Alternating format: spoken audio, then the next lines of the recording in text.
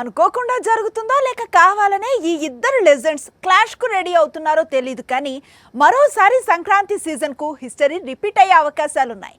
ఒకవేళ history repeat అయ్యి clash confirm అయితే ఈసారైనా చిరుపై బాలయ్య పైచే సాధిస్తాడా అనేది చూడాల్సి. 2017 సంక్రాంతి సీజన్ లో చిరు ఖైదీ నంబర్ 150 మూవీతో 160 కోట్లకు పైగా వసూళ్లను రాబట్టి సూపర్ హిట్ కొట్టాడు. బాలయ్య నటించిన గౌతమిపుత్ర శాతకర్ణి హిట్ మూవీగా నిలిచింది. గతేడాది సంక్రాంతికి రిలీజ్ అయిన వాల్తేరు వీరయ్య, వీరసింహారెడ్డి చిత్రాల్లో వాల్తేరు ఏకంగా డబుల్ సెంచరీ క్రాస్ చేశాడు. వీరసింహారెడ్డి 150 కోట్లకు చేరువలోకి వచ్చాడు. వచ్చే సంక్రాంతి పండక్కి చిరు విశ్వంభర సినిమాతో తిరిగొచ్చేందుకు సిద్ధమవుతున్నాడు. బింబిసార దర్శకుడు వశిష్ఠ తెరకెక్కిస్తున్న భారీ బడ్జెట్ మూవీ ఇది.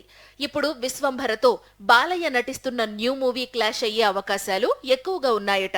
చిరుతో వాల్తేరు వీరయ్య సినిమాను తెరకెక్కించిన బాబీనే ఇప్పుడు బాలయ్యతో వీరమాస్ అనే టైటిల్ తో మూవీని తెరకెక్కిస్తున్నాడు. ఏది ఏమైనా నెక్స్ట్ సంక్రాంతికి మాత్రం టాలీవుడ్ బాక్సాఫీస్ మరోసారి చిరు వర్సెస్ బాలయ్య క్లాష్ ను చూసే అవకాశాలు ఎక్కువగా కనిపిస్తున్నాయి.